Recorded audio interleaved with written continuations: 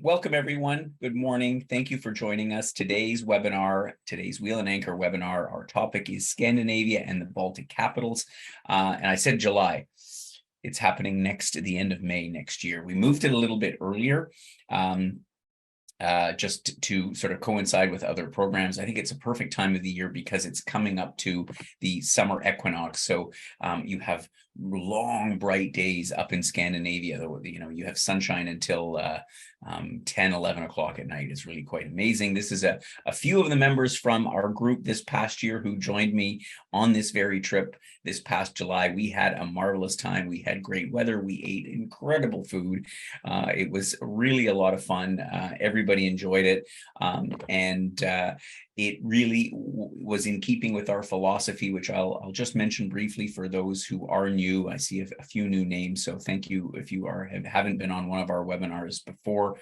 Our mission, my mission at Wheel and Anchor, is to bring travelers together. And I can tell you just the feedback. I'm currently, as I say, in France with some of our members here enjoying our Kaleidoscope program, which takes in different regions of France, mostly people that had not met each other before. But I'll tell you, we are just not even halfway through our second week. And it's just like, everybody's known each other for years. We're having a grand time. And as you see from some of the photos here, this is what we specialize in. We specialize in great trips and experiences that enable you to connect with your travelers and share those special moments. And that's what travel is all about. As we know, travel begins when you book the trip or when you start thinking about it. And most importantly, those memories stick on for a long time, particularly when you share them with people who have a bit of a like-minded view of traveling. And we travelers, we stick together, and that's the whole point. Is we are a Canadian group. 99% of our members are Canadian, and we share the same philosophies, and I think that's really, again, what we're all about. And as I say, on the way, just like these two swans, we become connected not only to the wonderful places that we visit, but as I say, to all the great people. And that's, the guides and the hotel managers and the restaurants, and, you have a special connection. And just as an anecdote on that, on this very point, yesterday we were in Beaune in the middle of Burgundy, and we met a proprietor of a wine shop, and it just wasn't an ordinary wine shop. He took us into the private cellars, and he talked about his philosophy of life, and the people that he met along the way, and about living in the moment. And he said, I have all this wine. He said, I probably have millions of dollars worth of wine. He says, but I'm not a millionaire, because it's all about celebrating the moments and experiencing them. And it was such a moving moment, because you felt an instant connection to Emmanuel, to that guy. I'll never forget him. I know our members will feel the same. And that's the experiences that we like to create on our trips. Joining me today, so my name is Gordon. If you haven't met me before, I'm the founder of Wheel and Anchor, and Barb is here with me live and in person. She is one of our team of senior trip specialists. So if you call our office, you'll speak to either Barb or Paula, who many of you know. She's been with us for a couple of years, and Barb is part of a newest member of our team, who will help point you in the right direction, get your questions answered on any of our programs. Today, of course, we are going to take you on a little tour of Scandinavia and the Baltic countries. And I'll qualify that, because we're not covering all of Scandinavia, nor are we covering all of the Baltic countries, but we're covering the highlights. And I'll tell you about that in a second. This is where we're headed in May and June of next year. So without further ado, some beautiful photos await. I'm going to take you through the program, starting as usual with the map of where we're going, what the program is. So we begin in Copenhagen, capital of Denmark, as you all know, where we'll spend the first 5 days of our trip. The second leg will be in Stockholm, capital of Sweden, and then we go over by ferry overnight to Helsinki, obviously capital of Finland, and then the final leg the final bit in Tallinn, which of course is the capital of Estonia. Couple of things I want to mention here. First of all, when you look at this map, you immediately think, oh, Baltic cruise, because a lot of tourists visit this region by way of a Baltic cruise. And you can cover all these stops. And in the past, St. Petersburg, obviously not more, given what's going on. And then Riga, Latvia, as well as Vilnius, Lithuania, are sometimes included in that program. But the comment that was made to me by one of our members who did this program was, when you make that stop in the cruise ship, in your big ship, and you they let down the gangplank and you roll in at whatever 8, 9 in the morning or whatever time the ship arrives, and then you're called back on board ship at 3 o'clock. You really you get a sense of the place, but you really can't understand fully what Scandinavia, what these countries are all about. You can kind of see the highlights, and that's about it. And this is really the reason for this program, is because these places are worth taking a more in-depth look into, because not only the cities, we get a little bit out into the countryside, we get to talk to the people, we get to sample the food. It's always such an important part of these trips. And we get a whole lot more than you can get just by jumping on a Baltic cruise.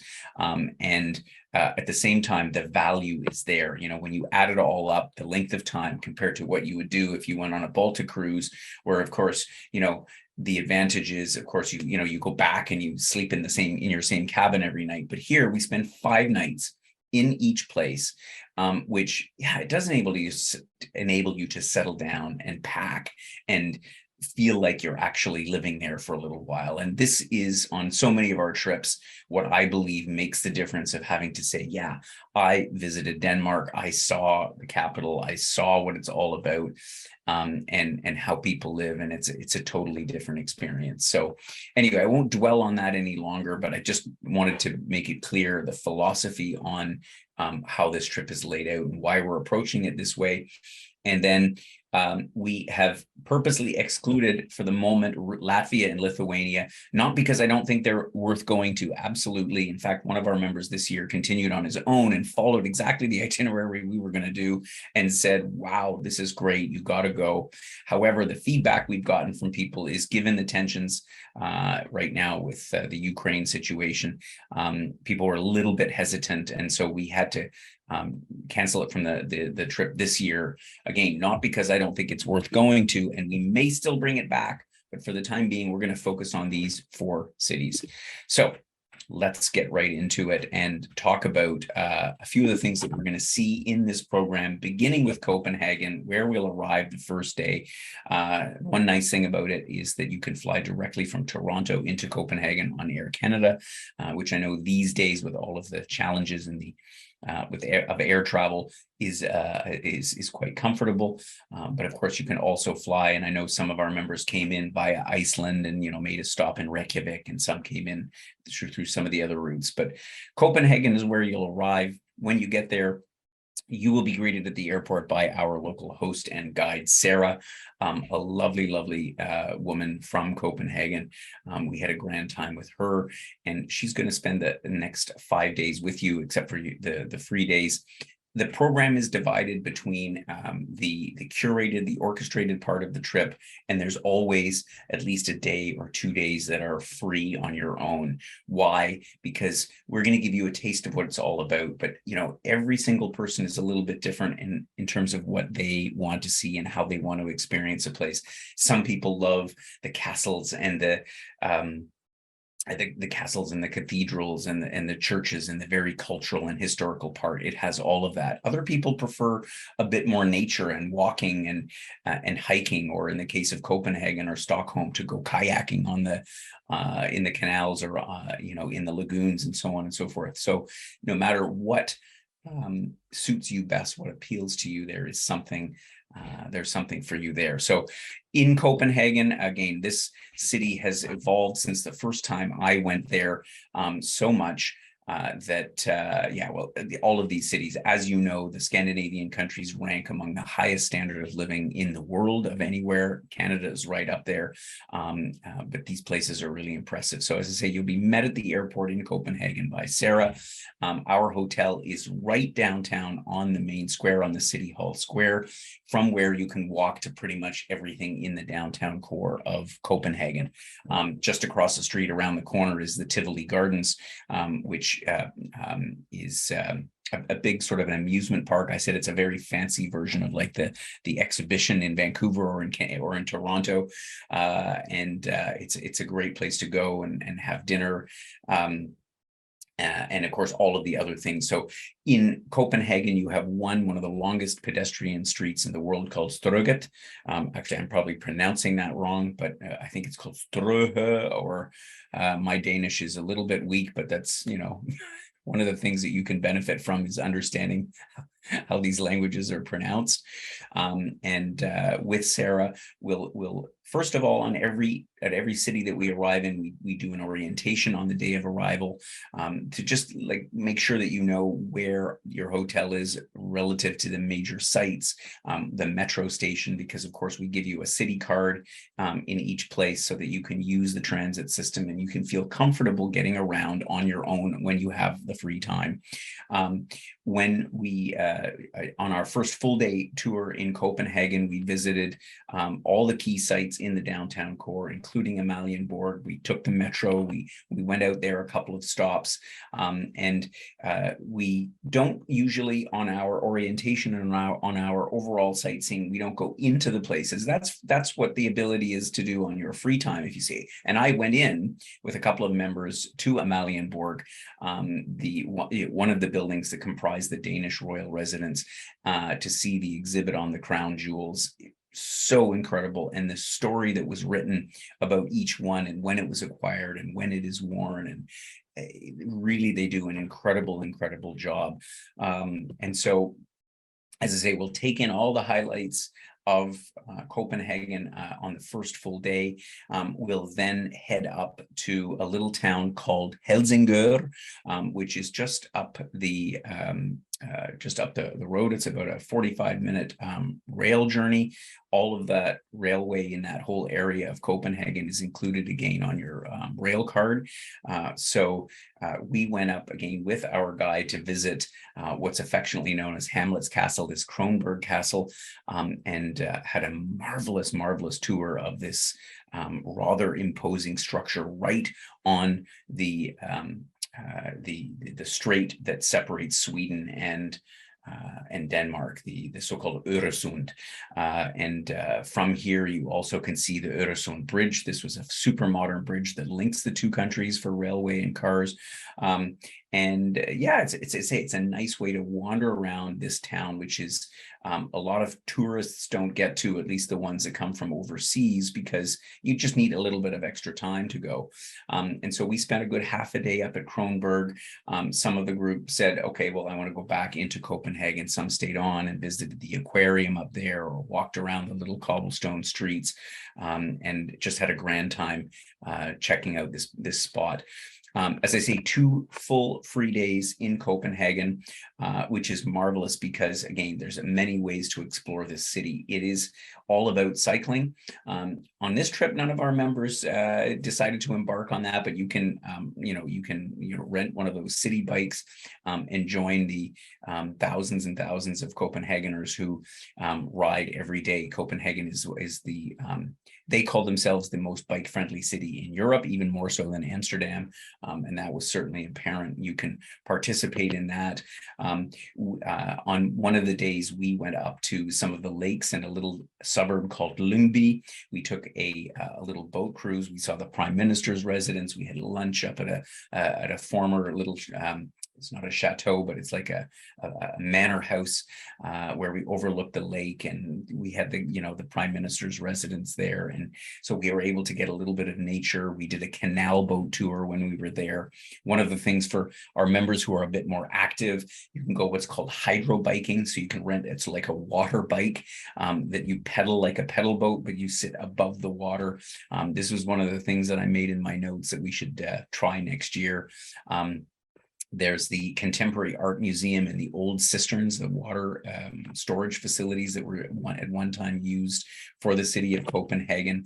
I know that on our tour with Sarah, one of the things that, again, we didn't have time to go into was the so-called Skansen Open Air Museum, which is a vast area that it's like, for those of you who are from Toronto, it's like Pioneer Village, but way more well done and with beautiful preserved buildings and people inside to explain, to give you a bit of an interpretation about the history of rural life in Denmark. So again, one of the many, many things to do while we spend 5 days in Copenhagen. And I didn't even talk about the food. The smørrebrød, they are famous for their open face sandwiches in Denmark. So we went to one of the top places in the country as one of our lunches that was included on the trip, and tried these delicious smørrebrød. And of course, after that, that's what everybody only wanted to eat that for lunch. This is the experience of Denmark that I want to share with you on this program. So let's move on to the next stop. From Copenhagen, we then head up to Stockholm, but we're not going to fly. We're going to go by train because the train, there's a beautiful express train that leaves from Copenhagen up to Stockholm, takes about 5.5 hours. So we head out sort of mid-morning and we'll cross all through the countryside. So we'll cross the Øresund Bridge that, as I say, links Denmark and Sweden, and we will make our way all the way up through this. So you get to see all the wonderful Swedish countryside in South Sweden, which when you look out the window already, you'll realize it's remarkably similar to what the landscape looks like if you are in sort of southern Ontario or southern Quebec. You know, the forests, also all the fields and the farms. So it's quite a picturesque journey as we make our way up to Stockholm. And when we get there, we'll be met by Mikkel. And Mikkel is our local host and guide in Stockholm, who is a wonderful character. We had a great time with him, and he's going to take us by the arm, and we'll again walk to our hotel from the railway station. It's about a 10-minute walk. All the hotels that we chose, we're going to use again this year because they are great. Perfectly located, comfortable, charming, small. You won't generally find other tour groups in these hotels. And so they really fit our philosophy of travel really, really well. So when we get to Stockholm, again, we do our orientation tour from the hotel that is just down from the central station. We can walk around the central part of Stockholm, Stockholm is an archipelago of islands, actually. And you sort of get a sense from this picture what it looks like. And so, you know, you cross over the different bridges. The transport card that we give you for the free day means you can use boats to get from one place to the other.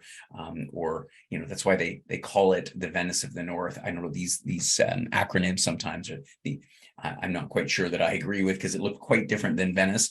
But nevertheless, the city is built, as I say, onto this archipelago.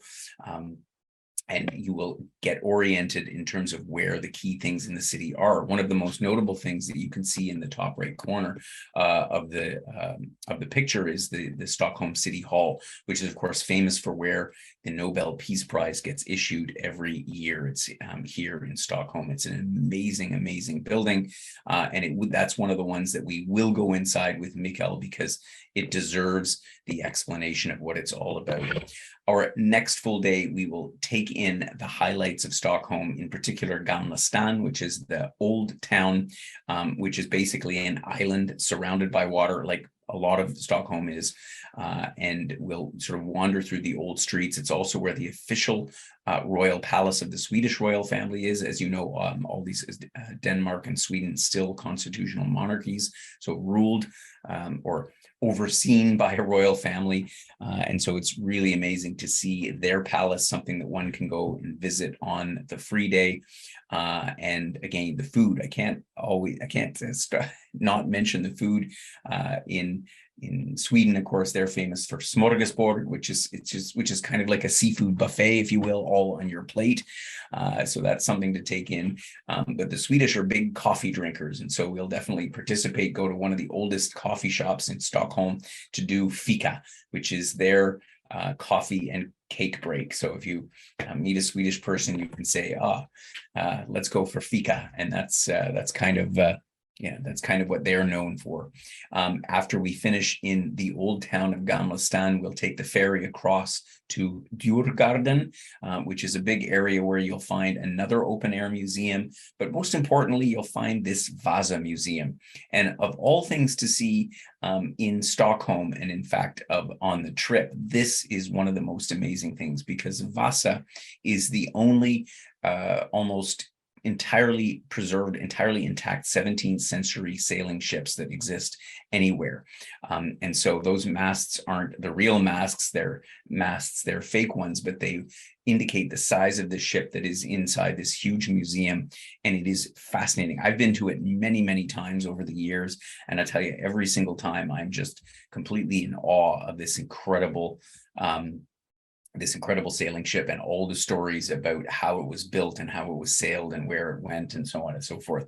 And the fact that they were able to extract it from the seafloor completely intact and bring it into this museum. So this is definitely one of the highlights of Stockholm. They have another Skansen, another open air museum here that one can visit. And I know a few of our members went and raved about how they thought it was so well done, that the whole history of the country is brought to life, as you will, in this setting about pre-industrial Sweden. Again, the food, you can, there's some different restaurants where you can sort of eat the same kind of food as was eaten back in the medieval or in the Viking ages. So many stops to do there on the free day. Oh, as well, you can go out on Lake Mälaren, which is the lake so Stockholm basically is right on the link between Lake Mälaren, which is a massive lake, and the Stockholm Archipelago, which is part of the Baltic Sea. And so you can take a boat trip out into Lake Mälaren as well and go around, see where the royal family actually lives, their other palace that is a little bit outside of Stockholm. We will then go with Mikael for a boat trip out to the Stockholm Archipelago. For me, I'm a nature buff. I love to see these islands that stretch way out into the Baltic Sea. So we'll go on a special ferry trip out to Sandhamn, which is one of the furthest islands outside of Stockholm, and it's basically all made out of sand. This is the charming little village where you end up on Sandhamn. We have a terrific seafood or non-seafood, if you don't like seafood, lunch that we serve here. And then we can actually cross the island on foot. It's only about 10 minutes. And one of the most beloved sand beaches is there. We actually went for a dip. And in May, June, may still be a little bit cool. We were there in early July, and the water was actually quite a refreshing but nice, sort of 21 degrees. If the weather's great, I highly recommend. It's not often that you get the chance to go into a place like the Baltic Sea. But the trip itself, which takes a good 2 hours each way, but you see how all these islands have been inhabited. And again, if you close your eyes, it looks like central Ontario. It looks like the Lake District in Ontario. It's quite remarkable. And yet at the same time, the history of it all and the architecture of these buildings is just super charming. So there'll be one more day in Stockholm, or almost a full day in the mid-afternoon. We will leave. It still gives you the whole morning to explore whatever else of Stockholm in the downtown that you didn't get a chance to see. And then we'll hop on board our Viking ferry to go to Helsinki. And what's really interesting is that these cities are relatively far apart, and yet because they're linked by an overnight ferry, they are popular weekend destinations where the Stockholmers will go to Finland, and the Finns will come to Sweden to enjoy. It's also duty free on board the boat, so they all come to get their much more discounted alcohol, for example, and all that fun stuff. So riding on a ferry is in and of itself quite a lot of fun, to see these massive vessels, again, negotiating the Stockholm Archipelago on one side. And because it's late at night, you can see the islands all the way through until you arrive midway through. It stops at the Åland Islands, which is a group of islands basically halfway between Finland and Sweden. And you can pretty much witness the whole journey until late into the evening, because again, it's light, so late in the day. And that we'll have a nice cabin, so we'll have comfortable accommodations. We'll dine on board. We had a marvelous time on the ferry, and then the next day in the morning, about 9 o'clock, the ship will pull in to Helsinki, passing Suomenlinna, the big giant fortress that you see in the photo here, and we will be greeted by Kari, who is our local host and guide in Helsinki, and he's going to take us right over to the hotel, which is literally a 5-minute walk from the ferry terminal. Again, we've chosen places to stay that are central, easy to reach, but at the same time have quite a charm to them. And in Helsinki, we're staying at the Hotel Katanjoka. That's also the name of the district, if you will. It's about a 10-minute walk from this square here, which is the main harbor, also the area where the ferry docks. And what I liked about this hotel, this was probably the favorite hotel of our members on the trip, because it's a former prison that was converted into a hotel. And, you know, the shape of the doors of the rooms kind of looks like a prison cell, and the whole layout of the hotel, the stairwells and so on, you'd think you were in a movie about a prison. It's really quite amazing, but a beautiful, beautiful hotel.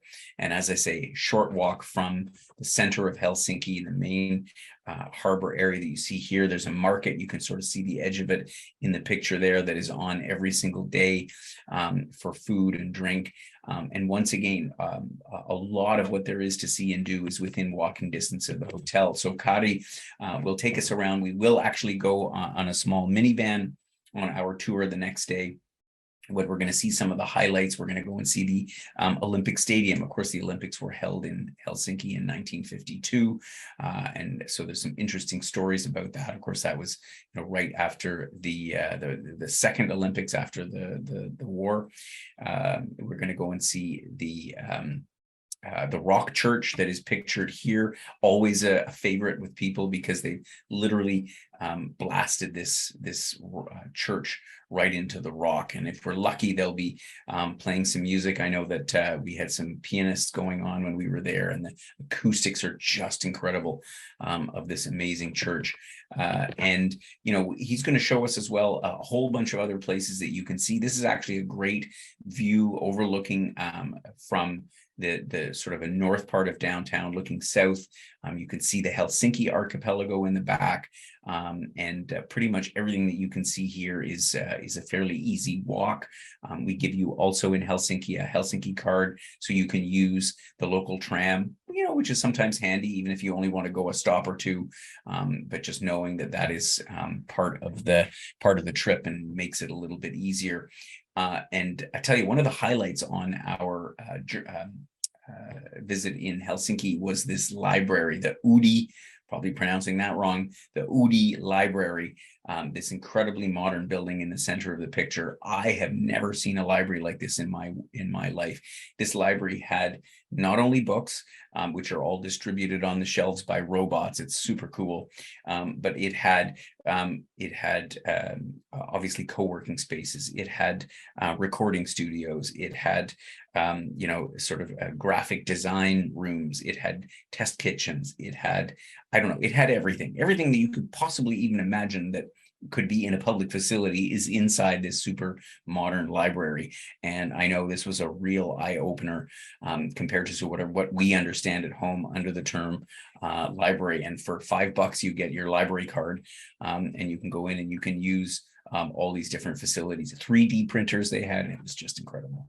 And so this picture as well gives you a little bit of a taste of some of the architecture of Helsinki. And, you know, I first went to this city I don't even remember, 20 plus years ago, and how it has evolved and developed, not only in the restoration of the historical parts, because let's face it, Helsinki is a relatively new capital.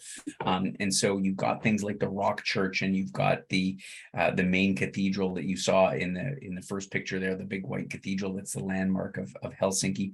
But the new buildings that they've built are really, really incredible, and quite a highlight of the city. Of course, you can't visit Finland without going for a sauna. And I know that some of our members took advantage of the one that's in the hotel, and a few others went out to try one of the public saunas, because, going to the sauna is just part of everyday life in Finland. In fact, they say that there are basically the equivalent of one sauna for every person in the country. That's how ubiquitous they are. And yeah, it's quite an experience to go in. And the Finns, who are otherwise quite withdrawn and quiet people, they say, for example, they have a saying that is, if a Finn is introverted, if you talk to him, if you say hello to him, he looks down at his shoes, and he's extroverted if he looks down and looks at your shoes. That's how they relate to Finns. Is but it's funny, you go into the sauna and all of a sudden they want to talk. It's really quite an experience. The Design Museum we visited, all underground. Some fascinating exhibits it's a rotating exhibit. It's not even a permanent exhibition. Just to mention a few of the other things that we visited as well. Suomenlinna, we'll do a guided tour of. That is the largest sea fortress in Europe, that played a role again back since the medieval times, which is located just off the downtown area. So the ferry that leaves from about within a 10-minute walk of our hotel, you can zip over, included again on the Helsinki city card, and we'll get an explanation into the history of it. But to just wander around along these bastions, along these walls, looking out at the archipelago, it's really, really amazing. You could spend half a day just at Suomenlinna. On our trip this past summer, we also ventured a little bit into the suburbs, because we want to get a sense of, well, what did the Finns do on the weekend? Where did they go? And we ended up at Suuresari, which is an open air museum, again, like the ones we talked about in Helsinki and in Denmark. And this is on an island, again, coincidentally close to where the president of Finland lives. And we walked out here, or we took the tram and we walked out and visited the old buildings, and again, all very well restored, and explain what the history of rural Finland is. The one other place that we visited, so I didn't put a picture into it, we went about an hour outside of Finland to one of the oldest town, the former capital, called Porvoo, which is a beautiful town on the side of a river, and with a magnificent wooden cathedral, one that you've hardly ever seen anywhere. So we have a lovely stay in this town. And then this year, what we're going to do differently is we're going to take a boat ride back through the Helsinki archipelago, back into town. So all in all, as I say, you get a very, very different experience than you would just by stopping into Helsinki for a day. So from there, on our last day or departure day, we then continue on to Tallinn. Tallinn and Helsinki are linked even closer than Helsinki and Stockholm, because it's only about a 2-hour ferry ride between the cities. And of course, Tallinn being the capital of Estonia, one of the Baltic countries, one of the newest countries that came into Europe following the fall of the Soviet Union. It's a beautifully restored town, but of course, as a relatively new country in a democratic and capitalistic society, wages and so on, the everything is a little bit lower than it is in Europe.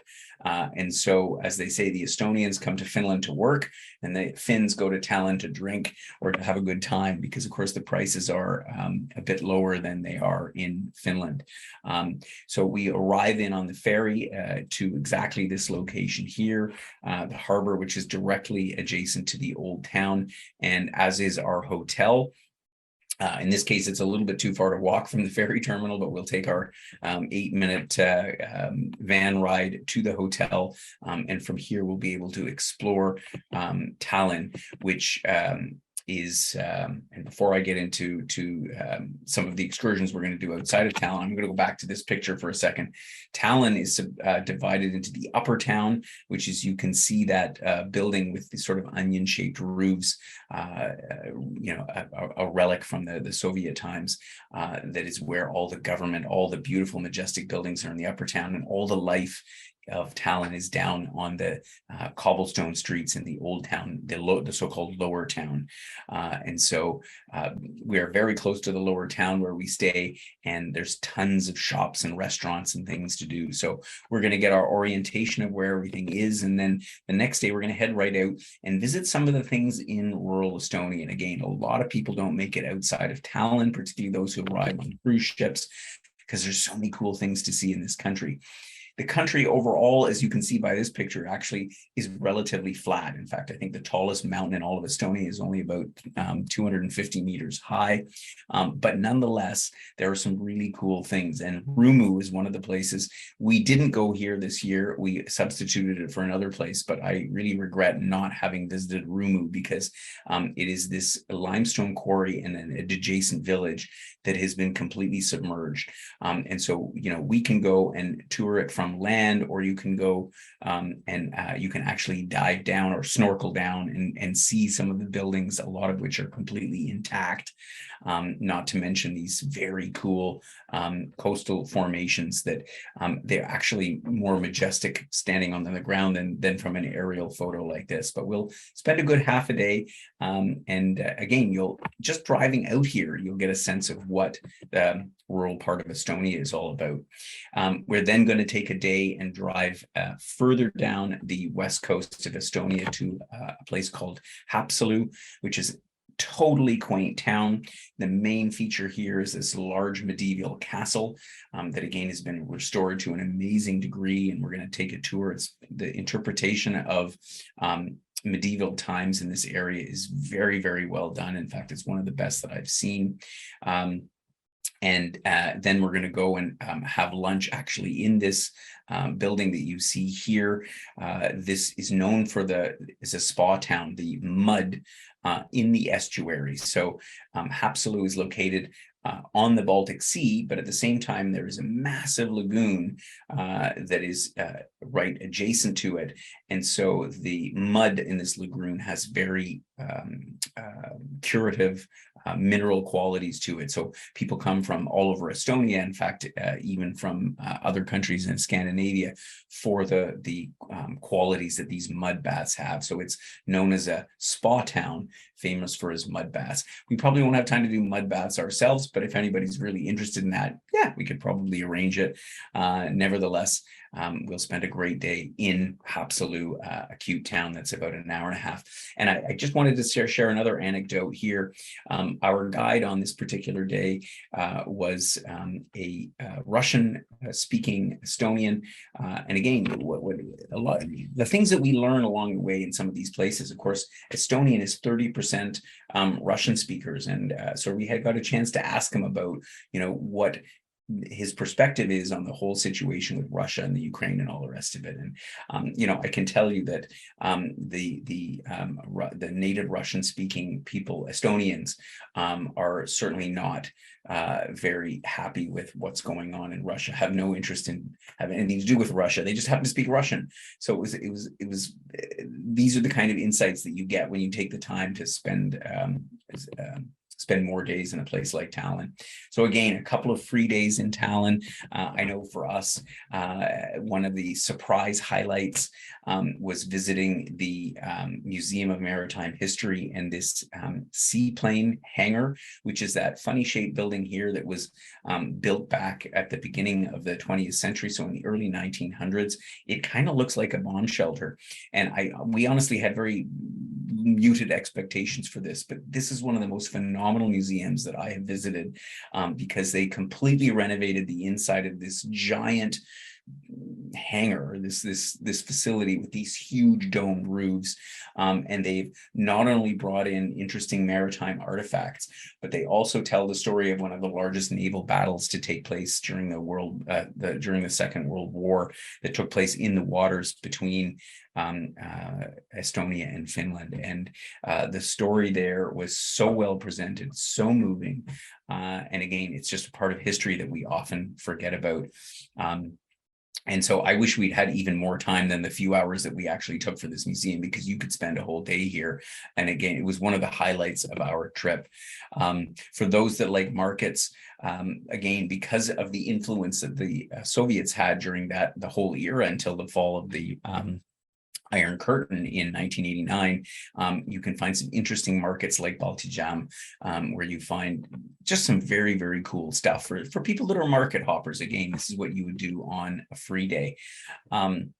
We also visited the Museum of Occupations, which is literally a stone's throw from our hotel.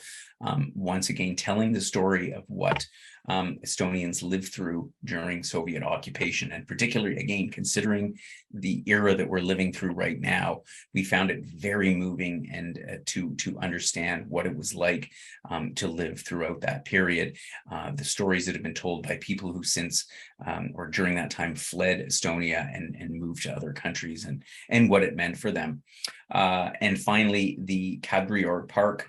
A few of our members went off to see this. You get a sense of the gardens and the Baroque castle. It is really, really cool. And yeah, what else can I say? So many things to see and do and experience in Tallinn on this whole trip.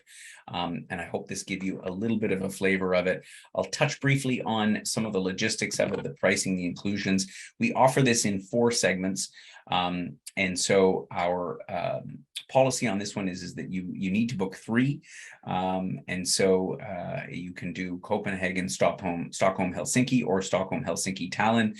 Last year, everybody did all 4. I think nobody regretted any of it. They are all very, very interesting and worth visiting. And again, I think that you'll find that the value here, considering that this trip will take place over 3 weeks, is pretty amazing for what you get, because all of your inclusions, as noted here, you've got some great hotels that we've handpicked that, as I say, we're going back to because we were very, very happy with them.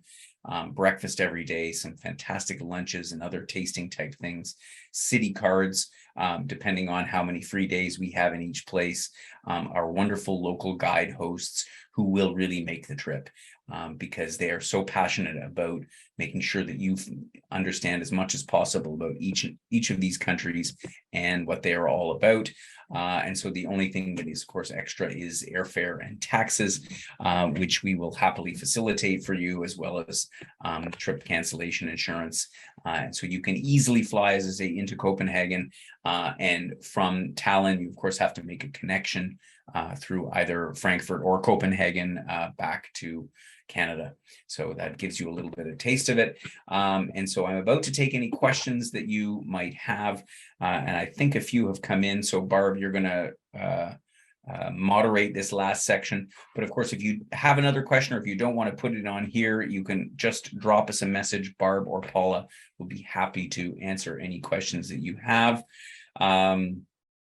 Yeah, so let's go into our Q&A session. So Barb, can you let me know what questions we got from our members?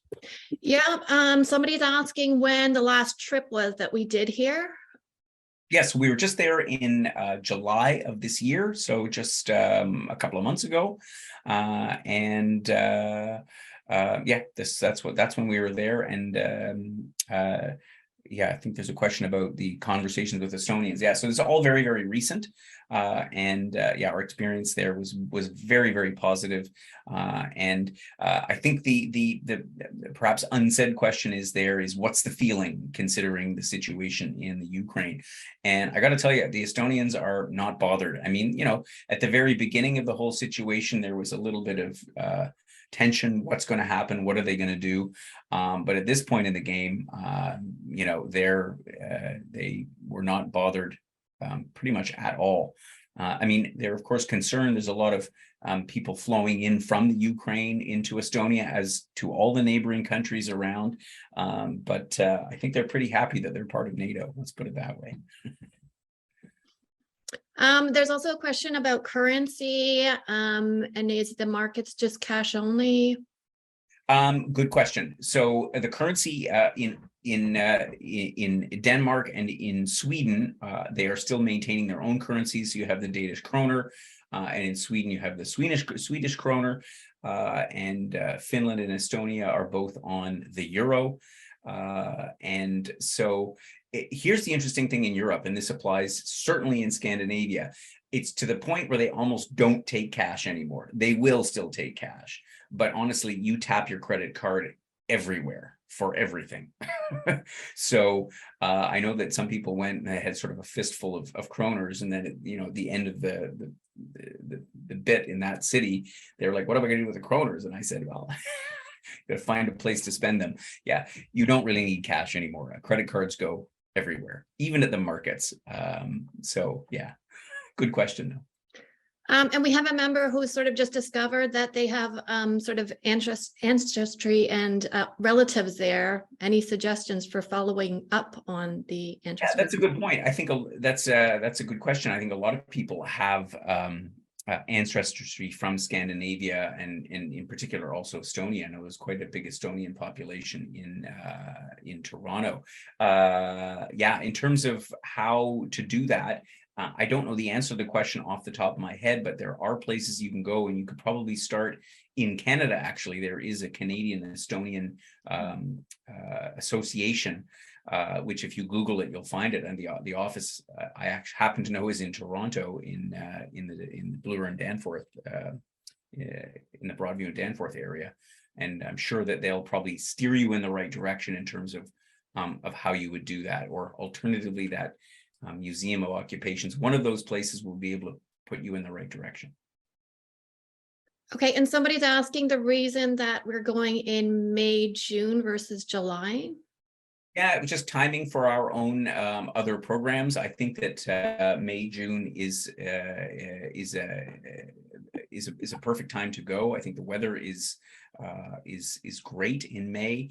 The days are long, and it's maybe a little bit less busy than in July. July is really the high season, the peak season, and my belief is that it's better to go a little bit in just before or after the peak season, just because it's quite frankly, it's easier for us to get hotel rooms, and you just have a lot fewer sort of bus tours around. Okay, and then somebody else is asking is if there's much interest in members going to Latvia and Lithuania, and if you think we would be doing something like that for 2023. I think that's a good question. So it's still on our radar screen to do that. And so we may very well do that. And so I would say to anybody that's on this webinar, if you're thinking about this trip and you're thinking, oh, I really wanted to go to Riga and Vilnius and to the other parts of Latvia and Lithuania, let us know, drop us a note, because listen, we as I think everybody knows, we very much listen to what our members have to say when we set up these tours. And we want to go where you want to go. And if the sentiment is such that people are like, yes, I want to go, and we get enough people together, then we will continue on to Latvia and Lithuania. We can pull that together. So thank you for the question. And again, if anybody else has a similar thought, drop us a note. It's very helpful for us, because we can put together a program for those other two spots. And then what is the maximum number that we would take on this trip?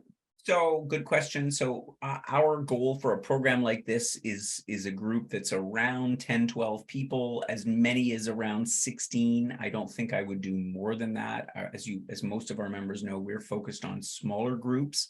And so we went this year with, I think for part of the trip we had, I think 9, and for the other part of the trip we had a smaller number. In fact, in Tallinn we only ended up with 4 of us. So it just depends, but it's not going to be more than, I would say, 16 at the absolute most. Okay, I think that's all the questions. If Right. anybody else has it, they can send me a message. Yeah, please do. So do send Barb a message if you have any other questions that we didn't get to, and not to mention any other feedback. This is a great trip. I hope you will join us next May, June, yeah, drop us a note.